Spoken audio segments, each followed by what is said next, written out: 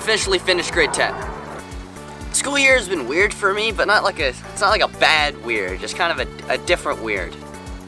Like I was told in civics class about 20 times, change is constant, and I think that's definitely apparent this year. It was about change. People came and went. My understanding of the world and myself definitely changed a lot. It's bound to keep changing. I mean, I'm only 16, so there's a lot of my life, hopefully, a lot of my life ahead of me. But for now, this is what I learned. School wasn't anything special. I mean, I learned a lot. I learned how to convert a parabola from standard to factored form. I learned how to balance a chemical equation. But when it comes to things I'm actually gonna use in life, it's a bit lacking. Okay, that's not entirely true. I did make a lot of mistakes. There were a lot of really stupid, dumb mistakes, but I learned from those mistakes. I learned I need to read instructions a bit more carefully so I don't hand in only half the work I'm supposed to. I learned I need to proofread my work a bit more so I don't hand in incoherent essays. The most useful thing I learned was probably Photoshop, but even that was pretty surface level, minus what I went out of my way to learn outside of class. My first semester wasn't actually that bad. I had a pretty fun tech class with my friends and a pretty awesome teacher, to be honest. The other classes were okay too. Just English was a bit of a disappointment when compared to last year, but other than that, it was a decent semester. Second semester, however, it was a slog. History was a lot of PowerPoints, media arts was a disappointment, and civics and careers was a waste of time. About a month into the second semester, I was fed up with it, and it set the stage for a change of form. For a lot of my earlier years in school, I was kind of known as the smart kid. I mean, it was probably deserved. I did well, I answered questions a lot. But as I got older and I realized I wasn't really looking for an academic future, it made me want to be known for more than just being smart. So the boring semester and me wanting to branch out a bit, much to my mother's dismay, I decided to put school aside for a second and focus on what I really wanted to do, make things and tell stories. You could probably argue that that's a terrible idea. I mean, a kid's main focus is always supposed to be school, right? Well, I take issue with that mainly because when you get to the real world that school's supposed to be preparing you for, if you only put all of your effort into work, that's not healthy.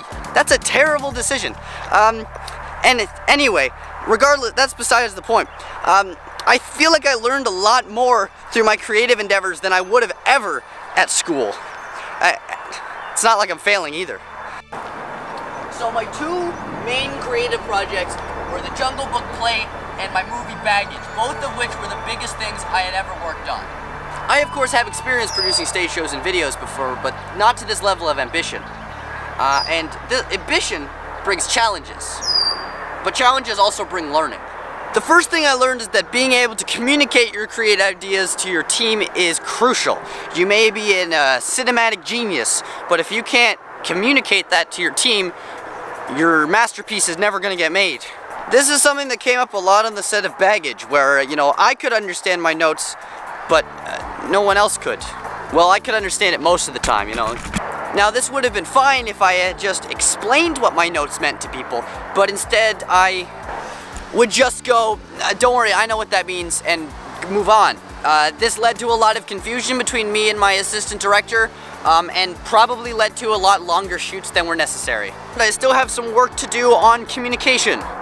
To be able to communicate, however, you need to know what you want in the first place. This is something I learned on the set of the play. Our director, Miss Bradley, is usually a very fluid director, never really having anything set in stone until about a week before opening night.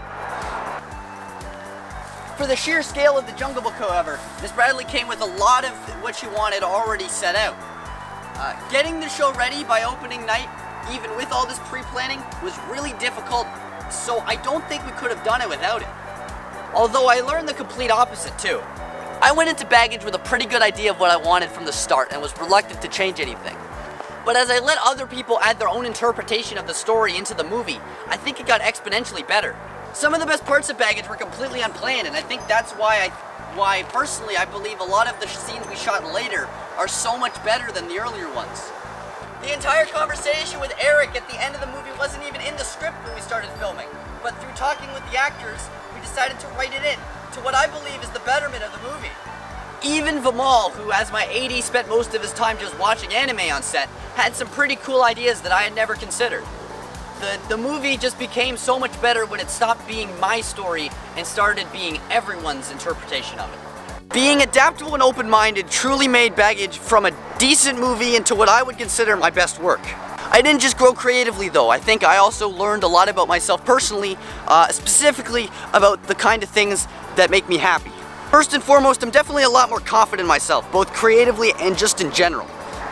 Coming into 2018, that was definitely a problem, but through writing and directing a movie, assistant directing the play, and getting rid of some stupid personal stuff, I definitely became a lot more assured of myself. Baggage definitely includes a lot about what I learned about being happy. I like making people feel good. That's why I make these videos, to brighten up people's day. But I wasn't happy. And you can't make other people happy when you aren't happy. I always knew I liked making things and telling stories, but this year I really realized I like doing that so much more when it's with my friends. Making my weird skits with split screening is fun, but it's just so much more fun telling stories with my friends. More importantly though, I think I found a reason to tell stories. This year I got to go see the play The Drawer Boy with my school, and it was fantastic. Afterwards, the audience could ask questions to the cast, so I took the opportunity to ask them why they choose to tell stories. I think their answers will prove to be a pretty formative moment for me. Graham Conway, one of the actors, told me that he tells stories to teach empathy, other points of view. Andrew Moody, another of the three actors on stage, told me that knowledge is how you know how to build weapons, but wisdom is how you know not to use them.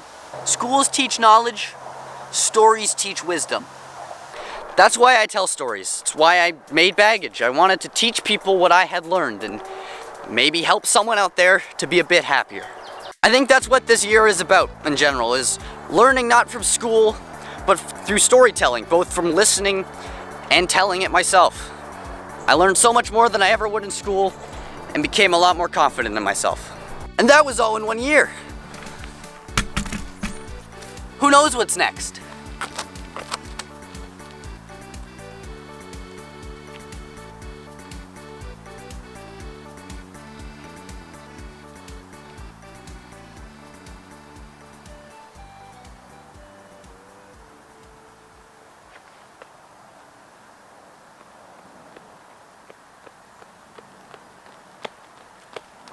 This video is either really good or really pretentious. Let's go edit and find out.